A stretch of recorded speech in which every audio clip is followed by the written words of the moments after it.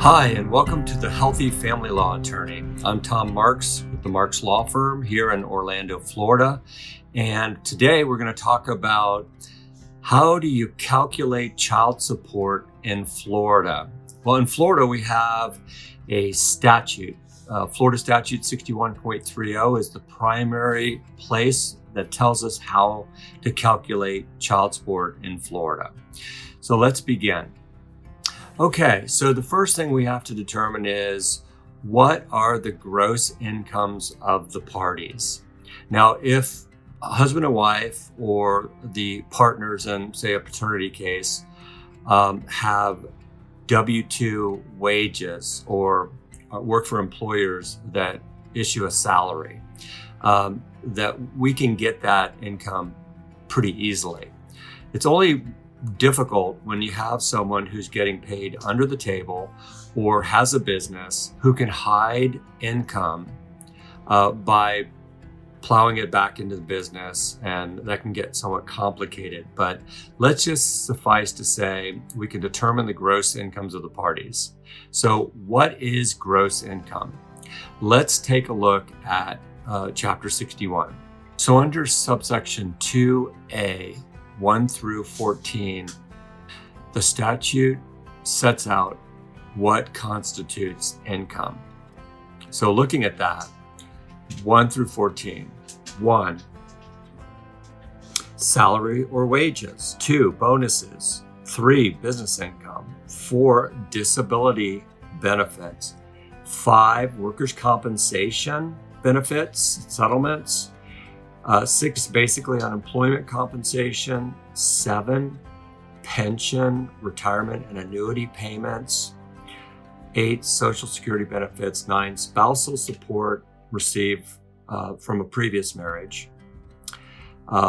10, interest and dividends. 11, rental income. 12, income from royalties, trusts, or estates. That's not as common.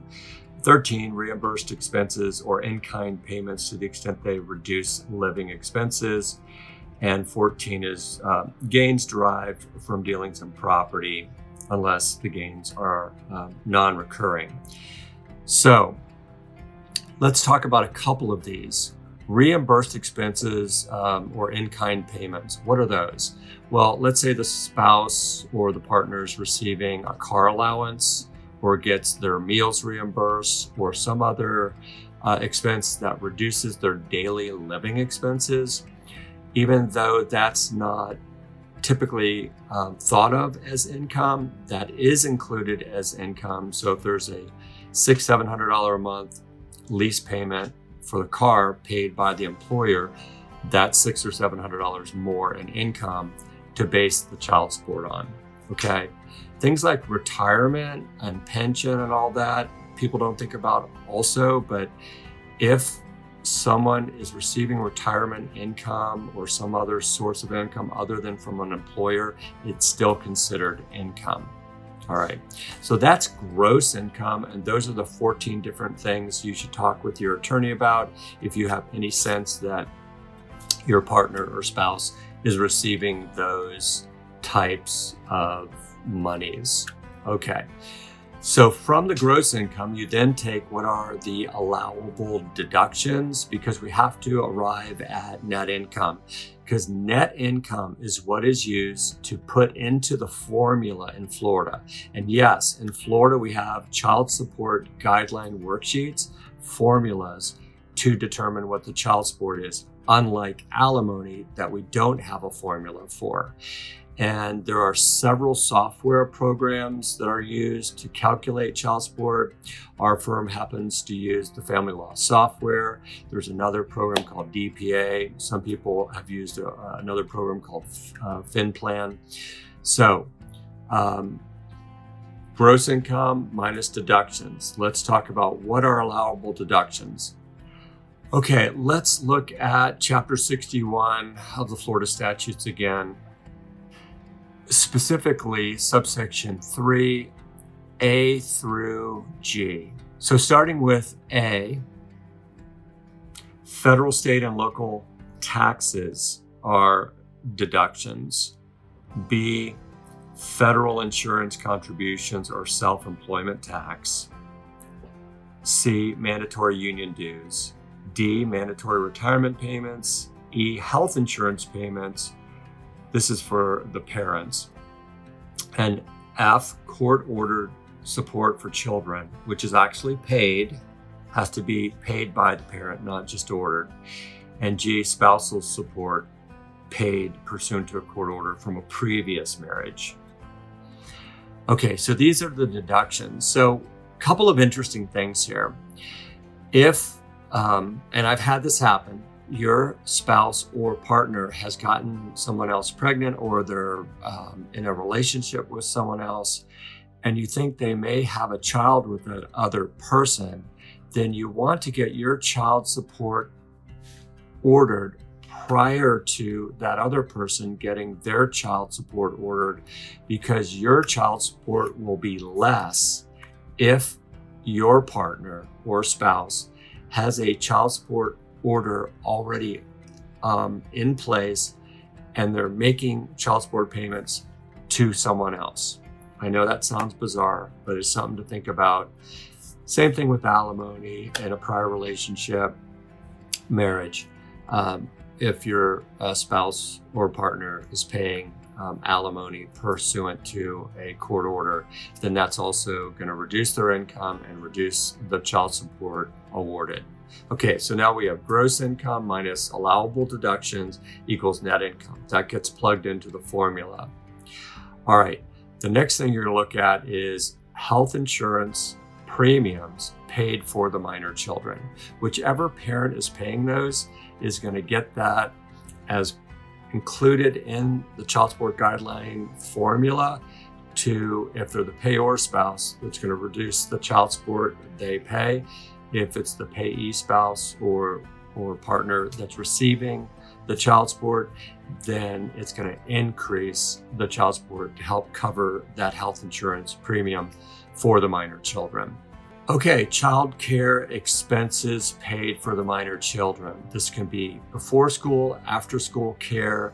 Again, the parent paying this gets a reduction in the child support they pay, or they get an increase depending on if they're the payor or the payee spouse. All right, so let's look at the next one. Okay, this is a big one. The number of overnights awarded or agreed upon to the parties. So substantial contact starts at 20% of overnights. The more overnights, let's say dad has in this case, and let's say dad is the one paying the child support, the more overnights dad gets, the less child support he will pay. Right? And so the more overnights mom in this situation has, the more child support she will receive. And this is a big issue in these cases because oftentimes in this type of case, mom feels like dad wants more overnights just so he'll pay less child support. And dads often say, look, I want to be an involved parent and I want to have equal time sharing. So I want at least 50% of the overnights. Yes, that decreases the child support, but that's what I want because I want to be an involved parent. Well, one thing can be done, doesn't have to be done, but if dad in this example is capable of paying the court-ordered child support at, say, 80-20%, meaning mom has 80% of overnights, dad has 20, and dad is actually exercising 50% of overnights and having been awarded 50% of overnights, then dad can agree to pay the child support based on the less number of overnights to kind of get rid of that argument that he's only doing it for the purpose of reducing the child support. So he can enjoy more overnights if he can afford to pay some more child support. We usually do the calculations for our client so that they can see it. What would the child support be if it's an 80% mom, 20% dad, 70% mom, 30% dad, 60% mom, 40% dad, and 50-50. Again, it can be either parent paying child support. It really is gender neutral. It just depends on who makes more money, who's paying health insurance, who's paying daycare costs, what is the overnight schedule. But we can provide a whole series of scenarios on the child support with the number of overnights to show that it sometimes really doesn't make that big of a difference on the amount of child support, and that can help resolve the case and avoid a lot of litigation and a lot of unnecessary attorney's fees. Okay, so let's move on to the next issue. Child support is a matter of public policy in the state of Florida. What does that mean? The state of Florida has a vested interest in making sure that child support is paid. Why? Because the state believes that if able-bodied parents do not pay child support, then the parent who has the children and who is not receiving the child support is more likely to become a welfare recipient and get state assistance or public assistance. And so the state doesn't want to have to pay that when there's a parent able to pay child support. So child support is for the minor children, not for the parents. And so the parents are not permitted to waive child support. And I know that there are circumstances where, let's say, I hate to be stereotypical again, but let's say mom says, I really just want to have the kids. I don't want dad's involvement. I don't want to have him around all the time. I'll just waive the child support. Or if he gives me the vast majority of overnights, then I'll just waive child support. The family law judge will not permit that. The parties may agree to that in the marital settlement agreement or the parenting plan, and then the judge at the hearing will say, where are the child support guidelines? Okay, well, the guidelines say dad's supposed to pay this amount. Why isn't he? Mom is not allowed to waive the child support. Dad wouldn't be allowed to waive it either.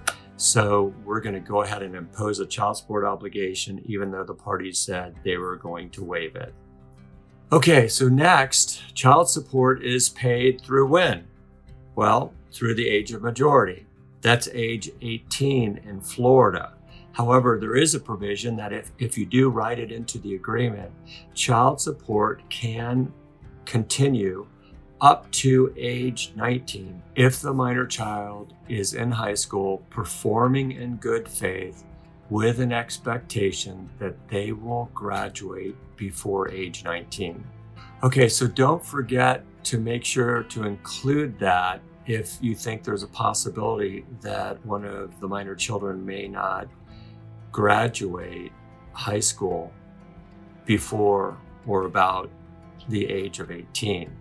That would help continue the child support to age 19.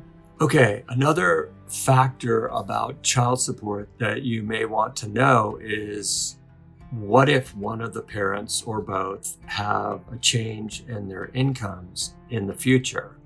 Let's say the payor spouse has an increase in their income and the payee spouse, either it stays the same, maybe goes up a little bit, or even goes down. So then the question is, what happens? Does the child support change? Well, the statute says that if when the parties' incomes change, the child support guideline calculations show that the child support would go up either $50 or 15% per month, then that's deemed a substantial change and that the child support would then increase. So let's give this an example. Let's say the child support is $1,000 a month and the incomes of the parties change such that the child support guidelines come out to be $1,200. Well, that's more than 15% and certainly more than $50. So the 15% on $1,000 would be $1,150. So $1,200 would be deemed a substantial change such that the child support would increase. Okay, so going back in the future for an increase, and it works the other way too. If it decreases $50 or 15%, then there can be a decrease in the child support. All right. When we have all of the factors included, gross income minus deductions, so net income, and then you have the number of overnights, the health insurance, and the child daycare or child care calculated. The statute says that the child support cannot deviate from the child support guidelines calculation up or down more than 5%. So if the child support guideline worksheet says it should be $1,000 a month, it can't be more than $1,050 awarded or less than $950 awarded, unless there are written findings of good cause why it should be more or less than that. I typically don't see it ever less than the guideline amount, but I have seen many times the child support awarded more than 5% above the guideline amount. And it's often done for reasons like there's a special needs requirement of the minor children or minor child. There may be special medical attention, prescriptions that increase the costs and the needs of the minor child. There's some other factors in the statute we can get into. You can ask your attorney about those if there should be a deviation above the child support guideline worksheet amount. Okay, so the last thing I want to talk about with child support is something called imputation of income. Most people have not heard of the word impute or imputation. What that means is when there's a case where one of the partners or one of the spouses is voluntarily unemployed or underemployed, then the court can impute income if the moving party or the party trying to impose the imputation can prove that the other partner or spouse is, one, voluntarily underemployed or unemployed, two, that there are actual jobs out there available, and three, that the other parent or partner is qualified by education, experience, or otherwise. And so typically requires a VRE, which is a vocational rehabilitative expert, to come in and say, yes, these jobs are available. Yes, this person is qualified to do that job. And this is what that job or other jobs that are available in the community are paying. And then the court, if the burden of proof is carried, will impute that income. So let's say one spouse is alleged to be underemployed, and they're only making $10,000 a year, and they have a master's degree, and they speak a number of foreign languages, and they've had jobs in the recent past where they've made a six-figure salary. And so you put on that evidence and testimony, and the judge says, yes, that spouse is underemployed, it's voluntary, I make all these findings, and I'm imputing income of $120,000 a year to that spouse, and I'm going to calculate the child support based on that higher income. That's an actual story from one of my prior cases where I was able to prove that the other spouse had that level of experience, those qualifications, education, and what had been making over a six-figure salary. So the court did impute that higher income. Okay, so that's how child support is calculated in Florida, the factors from gross income, deductions, net income, the other factors that go into the child support guideline worksheet, the formula, and then how to modify, how to impute, and so forth.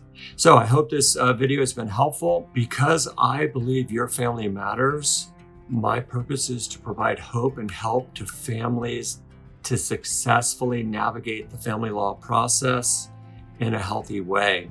So it's important to make sure that there is sufficient child support paid for the needs of the minor children. Remember, this is not for the parties themselves, the parents. This is for the minor children. The court will always look at what is in the best interest of the minor children and will award child support based on that best interest. So I hope you found value in this video today. If you've liked it, please hit that like button. If you'd like to receive videos in the future, hit that bell icon, subscribe to the channel, and don't miss any future videos that are coming out. Thank you so much for being part of the channel today, and I'll see you next time.